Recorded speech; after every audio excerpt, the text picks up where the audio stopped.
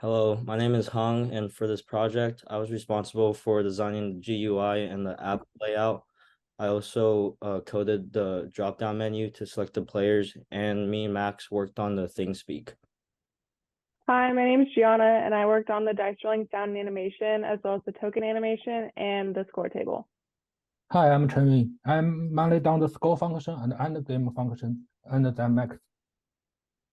Hi, I'm Max. I made the rolling function as well as setting up the wild variant and generally gluing everyone's stuff together. So I will be showing off our LCR game as well as explain the rules, and I will also be showing the functionality of the game. So for the rules, LCR is a pretty simple game, suitable for 3 to 5 players. Each player starts with 3 chips.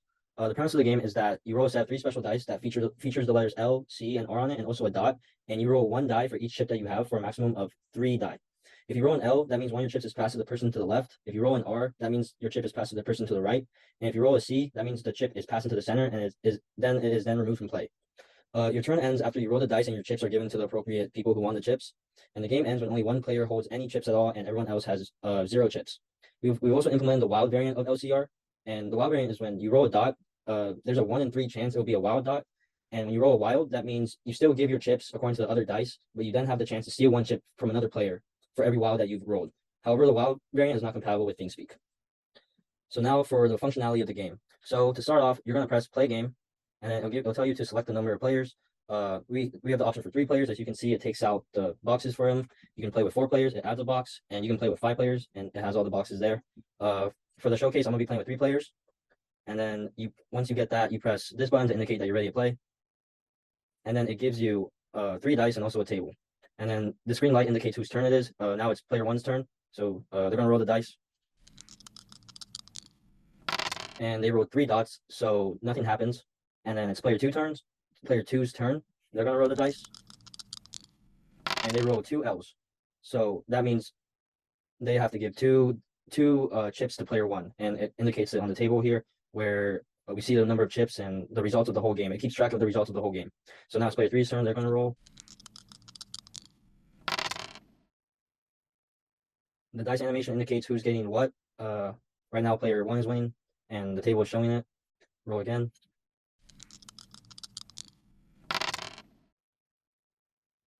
Player 1 had to give 1 chip to the right.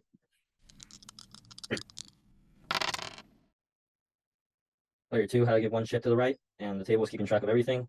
Let's keep rolling until we get a winner. Player 3 rolls 3 dots, so nothing happens. Player 1 rolls 2 center chips, so they lost 2 chips to the center, and those chips are now out of play. It's player's 2 turn. They're gonna roll the dice, and they lost 2 of their chips to the center as well. And now it's player 3's turn. Essentially, that's the premise of the game. You just keep going until one player has chips and everyone else has 0 chips. As you can see, the table is keeping track of everything. I'm just going to keep rolling now until we get a winner. Left, and left. So player 1 has no more chips. Player 2 is going to roll.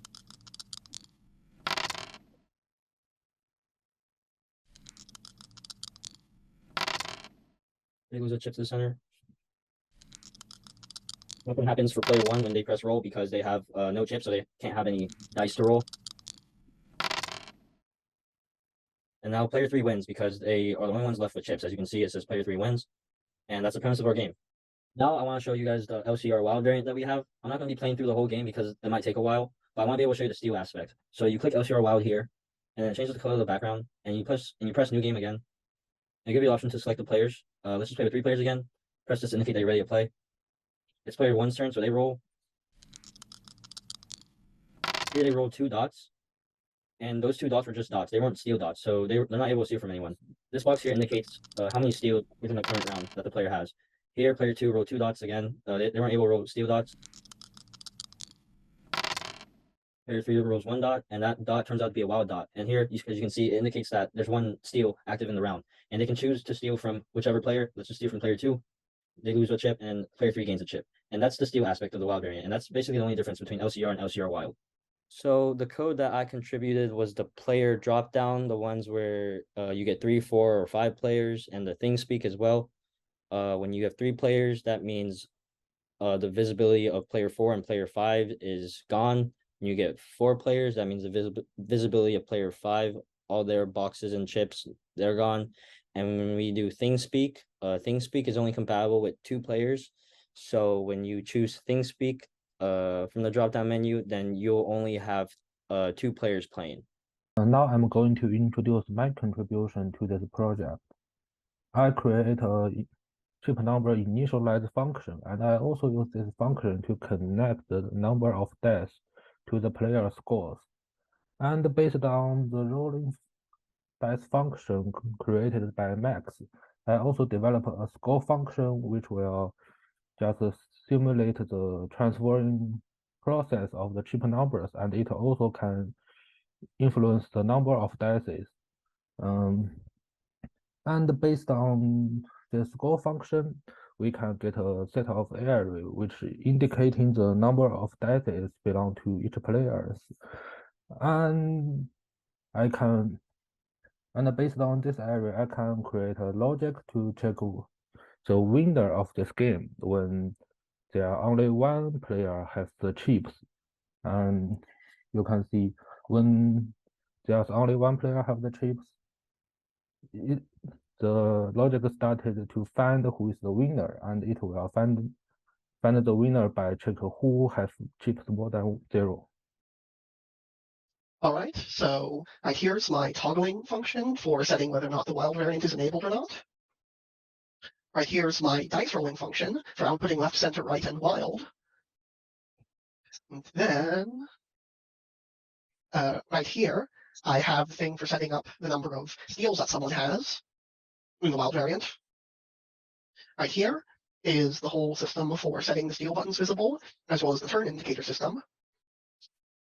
I helped assemble the ThingSpeak section a bit, working with Home to get that working.